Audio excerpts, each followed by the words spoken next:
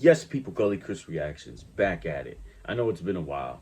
Um, you know, I've been trying to do my shit on my other channels and stuff like that, and I said it before.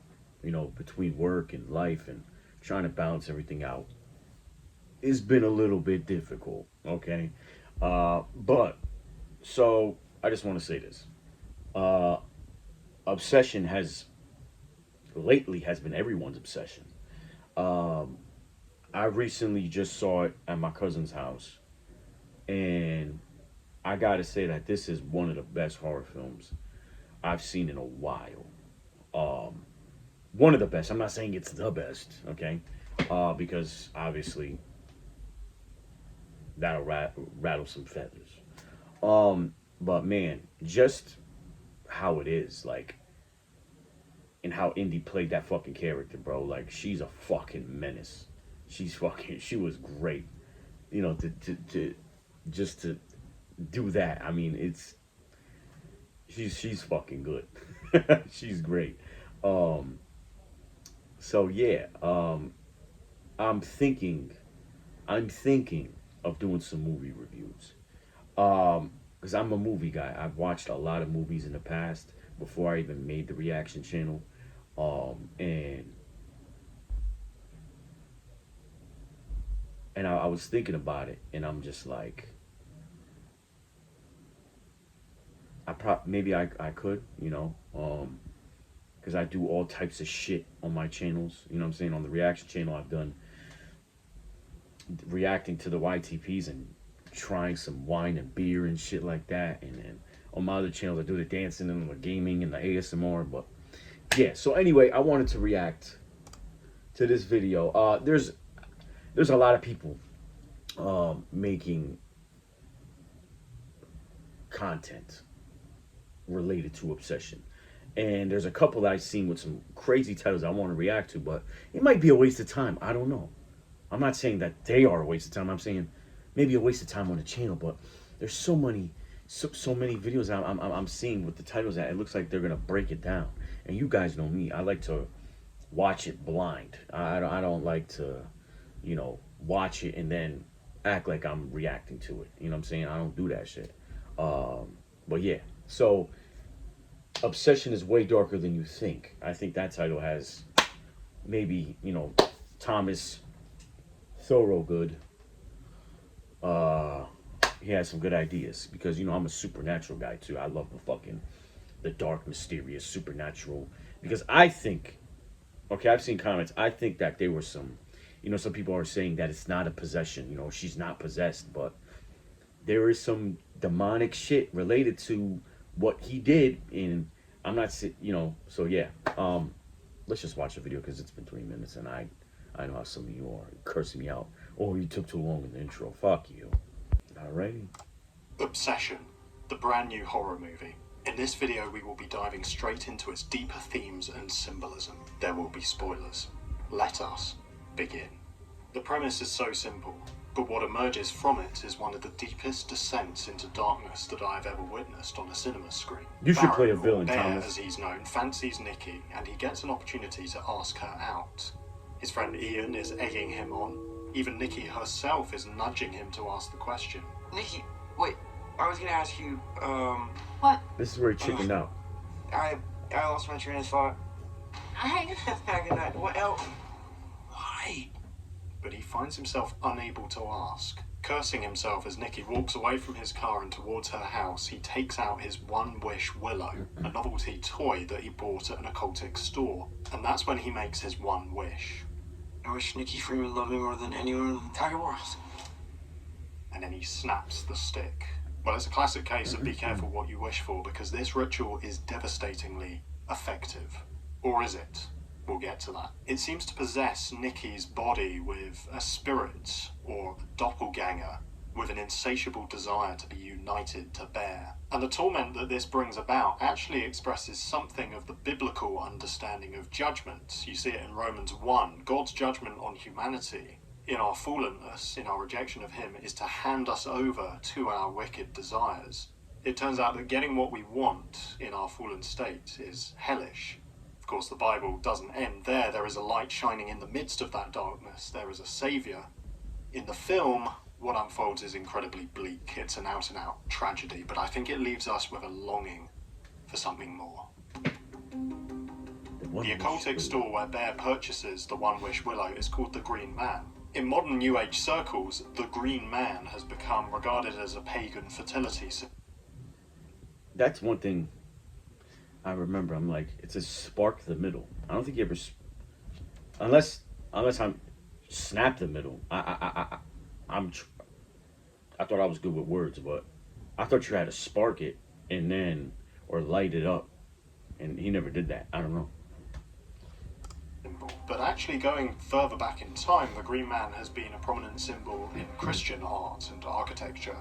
In the medieval collection of tales, The Legend of the Rood, there is an intriguing story of Seth burying his father Adam, the first human being. According to the story, while Adam was dying, Seth placed 3 seeds under his tongue. These sprouted and grew into a tree, nourished by Adam's decaying corpse, and the wood from that tree was used to make the cross on which Jesus, known as the second Adam, was crucified.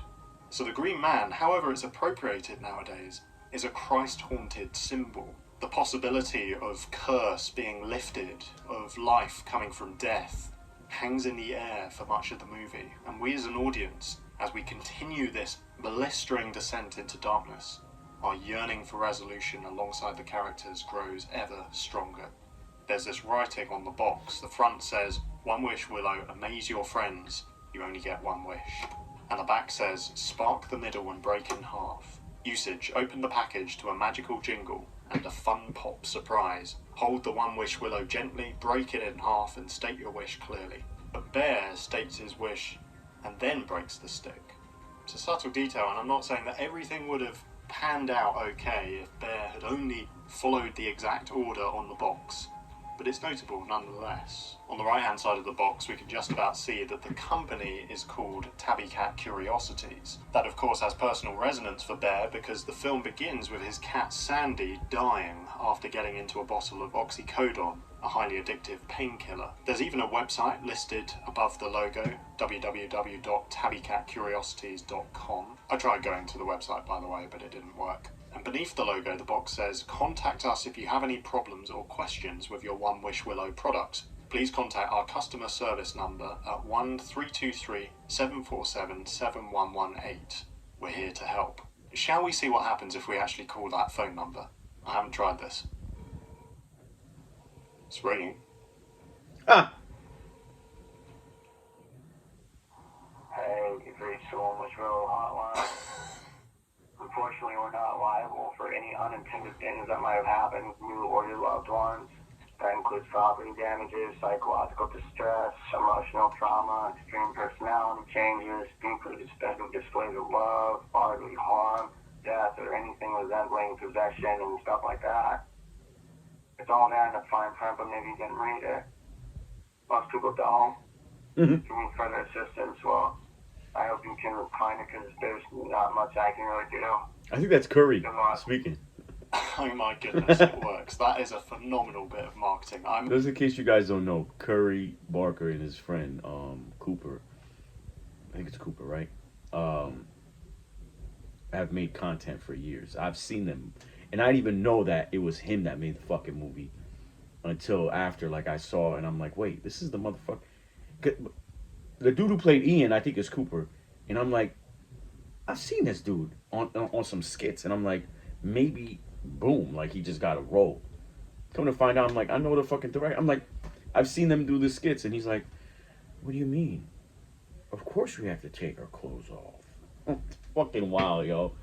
Imagine Sounds it like just him, though. goes through to the answer phone every time you call it, but still. On the subject of the But phone you know, number, some people sound different I on the might phone. be wrong about this. I need to check when the film comes out on streaming. But when Bear rings the helpline, I'm almost certain that he dials a different number to the one that's on the back of the box. If I remember rightly, he actually dials something like 10234567. I might be wrong about that, but I was watching the cinema screen quite carefully, and that's what my brain took in. If it turns out to be wrong, obviously disregard this section of the video, but if I'm right, that would be another intriguing departure from what's written on the box, contributing to this sense that we as an audience can't be entirely sure of what we're seeing. The box is naive and playful in its packaging. The reality is much worse. On the subject of consecutive numbers, it's notable that when Bear wakes up in the middle of the night, and Nicky starts acting really creepily, the time he wakes up is 3:45 a.m. Many have noted that this time might be a reference to the witching hour. Some Christian traditions have regarded 3 a.m. as the devil's hour because it's an inversion of 3 p.m., which is traditionally believed to be the time that Christ died on the cross. So the film might be picking up on some of those things. On this channel I discuss film from a theological perspective because I genuinely believe that the Bible describes reality and helps to unveil layers of meaning in these movies, whether that's intentional on the part of the filmmakers or not. I often get comments saying things like, "I'm not a Christian, but I watch this channel to hear a Christian perspective on film," and I'm so grateful for that. If you yourself would like to find out more about this perspective I'm speaking from, I can't think of a better online course than 321. I might be biased because its presenter, Glenn Scrivener, is a friend of mine, but I genuinely think that in 321 he provides a superb introduction to the person of Jesus. It might just change your life. It certainly changed mine. It assumes no prior knowledge, and the 8 video-led sessions are based around some beautiful animated stories that really get you thinking. You can check it out right now for free at 321course.com/TT. Just enter your email, choose a password, and you're in. There's no spam and no fees. Just visit 321course.com/TT and discover life according to Jesus. Back to the video. It's not made explicit, but I think there are multiple signs that Nicky is demonically possessed in this movie. Whatever it is, it functions in that manner. Immediately after Bear makes the wish, Nicky starts acting very strangely. Her obsession with Bear quickly becomes otherworldly. She moves in with him, she makes a bizarre indoor memorial for his dead cat, she watches him sleep, she gaffer tapes his front door to make it harder for him to leave. And when he prizes that door open, she just stands there waiting for him to return. That's so creepy, that building sense of dread as Bear does his day of work, and then how will he find her when he returns home? Will she have changed even more? While he's at work, he opens the packed lunch that Nicky has made for him, and inside are 2 Polaroid photos. The top one is a photo of Bear with a heart and the caption, "You." The second photo depicts both of them lying next to each other, and the caption chillingly says, "Not me." And that's a sign that the real Nicky is trying to signal to Bear. The Nicky who is obsessing over him is not the real Nicky. The real Nicky is trapped somewhere within. The sandwiches in the lunchbox are filled with the meat of Bear's deceased cat. Grim. Is that the sort of thing that a person who genuinely loves Bear would do? No. It's bizarre, it's disturbing, it's a form of torment. I think throughout this film we are seeing a demon's torment masquerading as being in love with Bear. The demon can keep up the act to some degree, but the mask slips quite catastrophically in a lot of places. Does your dad really have cancer? No. No. No. What? No. No. No. No. No. No. No. No. Don't do that. Bear is beginning to panic, so he calls the helpline on the That's back the of the best. box. And like the staff that we encounter at the Green Man's store, the person on the other end of the line is worryingly laid back. He sounds bored. What's up? I was calling to see if there's a way I can alter a wish. Like to cancel your wish? No. It's okay to keep the... I just want to know if I can, like, alter it a little. I'm sorry, we don't really do that. No? If you have any questions about how the wish works, or if you read the back of the box. Is it even real? Yeah, it's real. No, I know that is her love real? Just because you chose this for her doesn't make it less real. Oh, that is a chilling line, isn't it? And Bear will come to see that it's a lie. The obsessive love for him that is being expressed through Nicky's body is not genuine, it's demonic. And therefore it's not love, it's a fleshly, all-consuming addiction That's what Bear has unleashed. It's also on this phone call that Bear learns how he can break the curse. So she's just stuck like this forever? Well, yeah, I mean, as long as you live. As long as I live? And then something even more disturbing happens. The man on the other end of the line offers Bear an opportunity to speak to Nikki. We hear her anguished screams over the phone line. Is that the real Nikki? The one who has been imprisoned and suppressed by Bear's This was wish? this was the creep. Perhaps. At Ian's house party, Nikki silences everyone through a dark, That's the creepiest incestuous part of retelling this fucking Hansel movie. and I don't Gretel. care. So it's really weird. It's about Gretel seducing Hansel, basically. Again, it's so carnal. It's pure, self-centered obsession, not self-giving love. And it ends with Gretel saying, "Hansel is my soul, a love that only the branch of a willow tree could conjure." A love only the branch of a willow tree could conjure. And that line is delivered knowingly to Bear. I think the demon knows exactly what's going on. It's tormenting the real Nikki, suppressing her, and it's also tormenting Bear. The party ends with Nikki stabbing herself in the face with a broken bottle. Is that the real Nikki, piercing through, desperate for her torment to end? Probably, because later that night, when Bear gets out of bed, Nikki is asleep. And in that state, we seem to get another moment of the real Nikki piercing through. She begs Bear to take her life, to release her from this torment. And this moment reminds me a bit of The Exorcist. When the young possessed girl, Regan, is asleep, the priests find the words, "Help me," engraved onto her belly. That sense of the real Regan who has been suppressed by the demon, piercing through, crying out for help. And a key dimension of the film is that the protagonist, Bear, is actually a really horrible character. He says to the real Nikki something like, "It's not so bad being with me, is it?" And then he leaves the room. Part of him wants to keep this going. He doesn't love the obsessive version of Nikki. He's scared of that, obviously. But equally, he doesn't want to listen to the real Nikki. What he really wants is someone in between, which again would be a figment of his imagination, I agree, because I've been seeing a lot of people like, oh, he's the real villain, and I'm not saying that he didn't do something fucked up. One, the motherfucker didn't think that it would have worked, in my opinion. I think he was just like, and then it worked. I know that some other people were saying like the film is showing that he's really in real life a socially awkward dude, and you could see that he's weak. He never like really took action or has taken action like to talk to a girl, and she gave him the opportunity to speak, and he chickened out. And yeah, not saying that he isn't responsible, but pretty sure that he didn't want that. But that was a weird part where he was like, "So is loving me wrong?" And she was like, "It's not me." It's like, oh shit.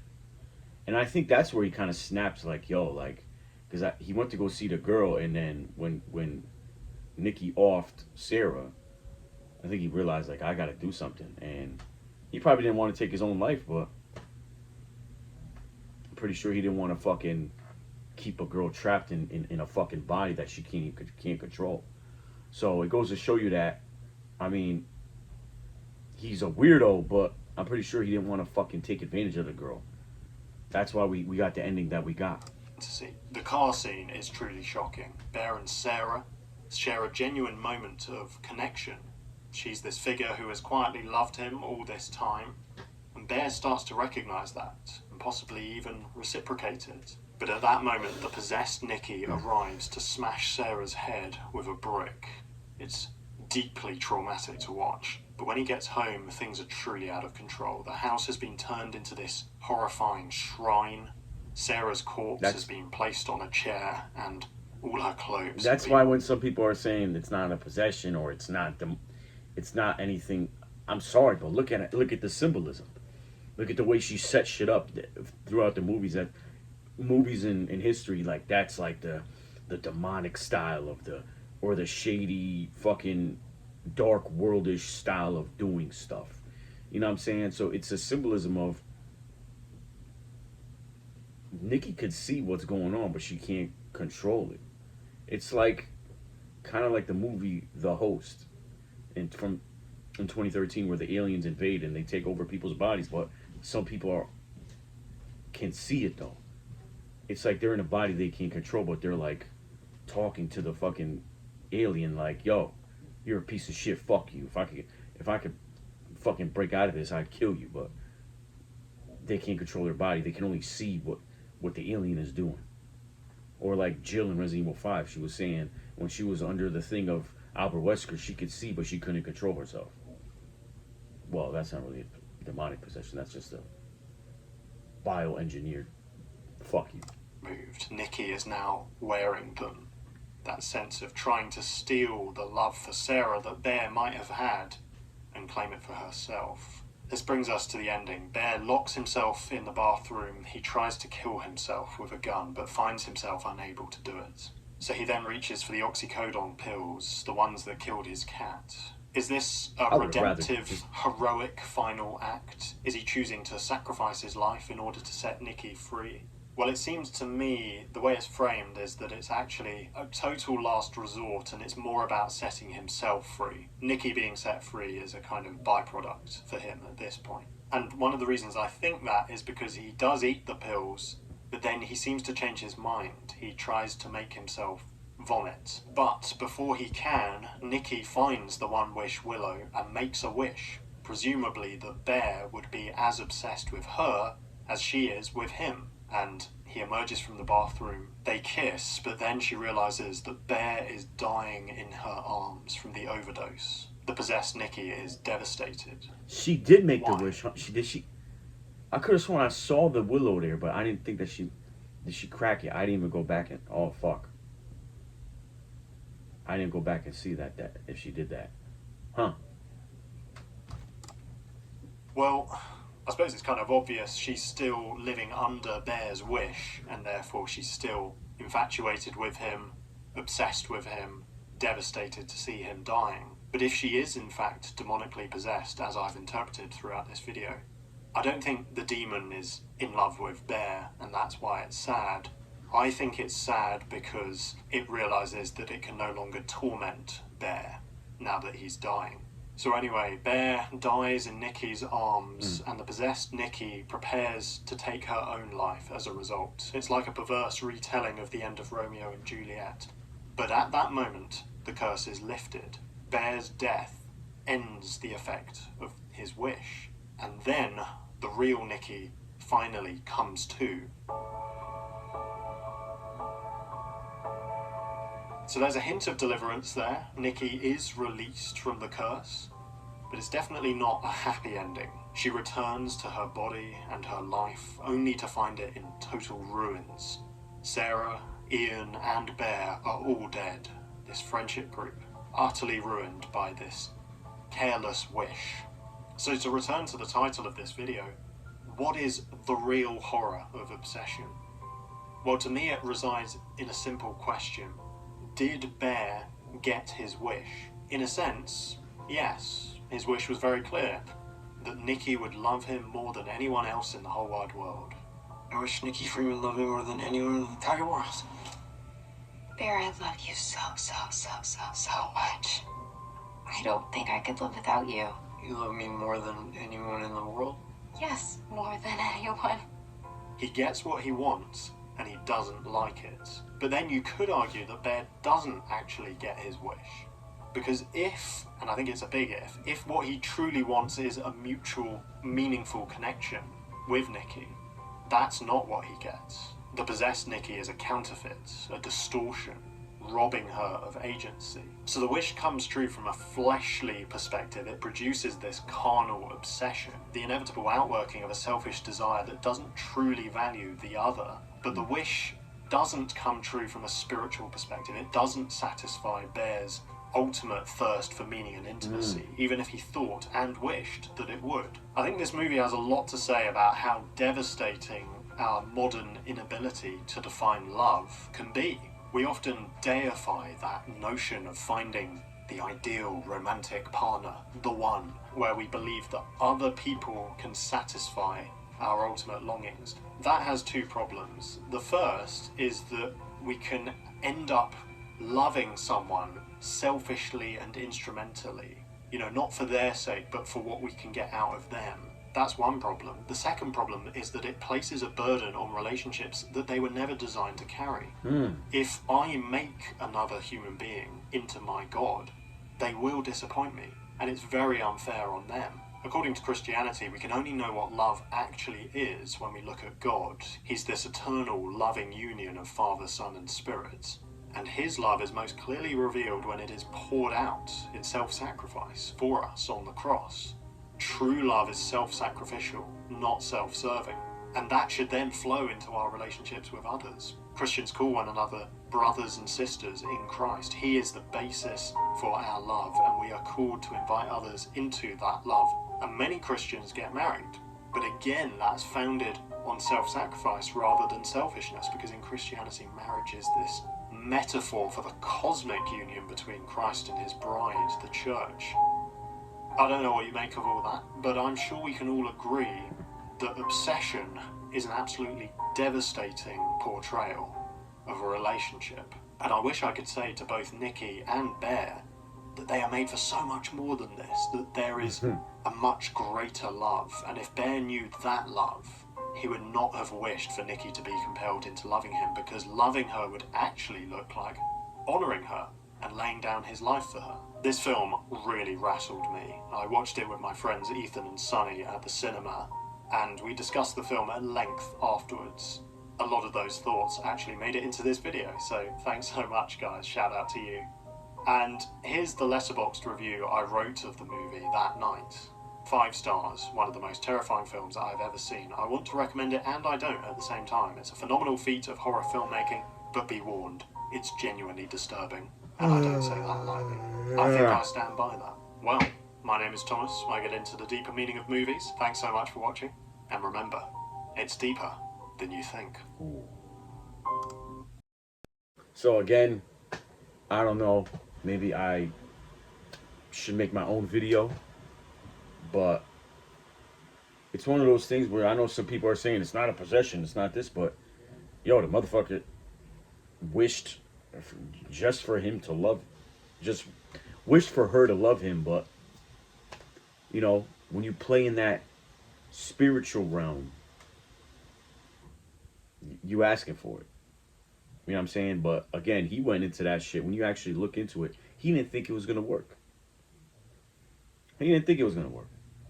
And then when it worked, I guess there was a part of him that liked how he had a companion, I guess. I don't think the movie ever went into that he was a virgin or some shit. Like, unless it did and I forgot that part. But this is why I think that, you know, as someone who has followed a lot of creators, or still does, there are people in that field of spirituality, and there's certain things that you do not do. Just like in the comments in Aladdin, the genie was like, I cannot wish for someone to love you. You know, people are bringing that up.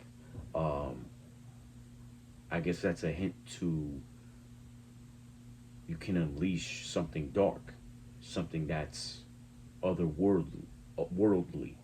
You know what I'm saying? That's why, you know, I get that he was like, it's not a possession, but you awoken an entity. He wished for her to love him, and I guess he wasn't 100% clear, but he didn't think, in my opinion too, Bear did some stupid shit. He's fucking a weird guy. He fucking doesn't go after what he wants to go after, and actually be upfront with Nikki that he likes her. And you know what I'm saying? But I do believe that his intentions in the movie wasn't to fucking create a fucking other side of her, to have her not in control. But I guess there was that part of him that was like, damn, but I have someone who kind of loves me, but like, it's too much. But yeah, this film is a mind fuck. This is the mind fuck of the fucking decade. This film has mind fucked us all, because I see motherfuckers arguing about this shit. But I do love the film. I'd go back and watch this shit again. And there's so many other theories. I know I'm thinking about if I react to a whole bunch of people talking about it, and some people might be like, I'm overdoing it, but I like to hear people's theories, especially when I talk about wrestling on my other channel, on my main channel. You know, I love to hear people's opinions. You know, like, because you might say something that I didn't think of, and I'm like, whoa, but that makes sense too. You know what I'm saying? That's why I love these discussions. Anyway, I'll catch you guys later. Don't worry, I'll be reacting to some YTPs as well. Thank you.